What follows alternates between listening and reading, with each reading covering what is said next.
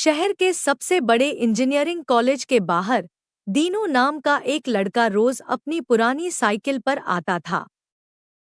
वह कॉलेज के कचरे के डिब्बों से रद्दी, पुरानी फाइलें और खराब हो चुके इलेक्ट्रॉनिक सामान इकट्ठा करता था।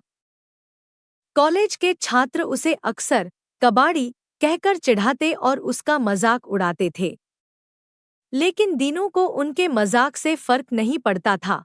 उसकी नज़र तो उन फेंके हुए प्रोजेक्ट्स पर होती थी जिन्हें छात्र फेल होने पर कचरे में डाल देते थे। वह रात को उन टूटे हुए मदरबोर्ड और जले हुए तारों को जोड़कर घंटों यह समझने की कोशिश करता कि वे काम कैसे करते हैं।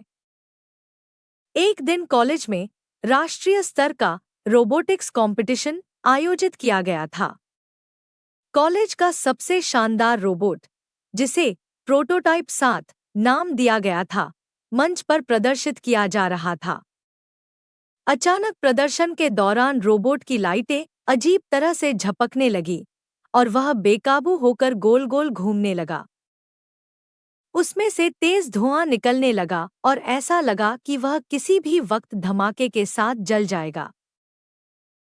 कॉलेज के बड़े-बड़े प्रोफेसर्स और होनहार छात्र घबराकर पीछे हट गए। किसी को समझ नहीं आ रहा था कि क्या करें। खिड़की के बाहर खड़े दीनू ने यह सब देखा और जोर से चिल्लाया, साहब, पीली तार मत काटना, सिर्फ नीली वाली को जमीन से छुओ। भीड़ में खड़े एक सीनियर प्रोफेसर ने उस आवाज को सुना और हड़बड़ी में ठीक वैसा ही किया जैसा उस लड़के ने कहा था। कुछ ही सेकंडों में रोबोट शांत हो गया, धुआं रुक गया और सिस्टम फिर से सामान्य हो गया। प्रोफेसर बाहर आए और उस भीड़ में से दीनू को ढूंढ निकाला और उसे मंच पर लेकर आए। फटे हुए कपड़ों में दीनू को मंच पर देखकर छात्र हंसने लगे, पर प्रोफेसर ने हाथ उठाकर सबको खामोश कर दिया। प्रोफेसर ने पूछा, बेटा, तुम्हें इस जटिल मशीन की खराबी का पता कैसे चला?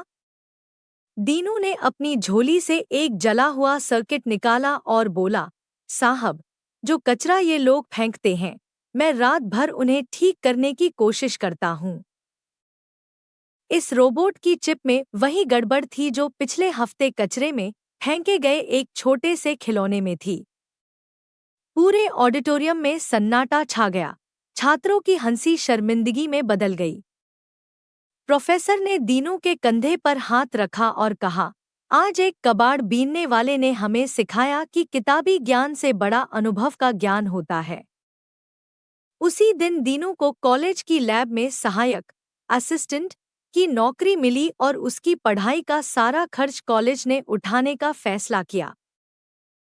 इस कहानी का सार: कभी भी किसी की बाहरी हालत देखकर उसकी बुद्धि का अंदाजा मत लगाइए, क्योंकि अक्सर सबसे कीमती रत्न कोयले की खान में ही मिलते हैं।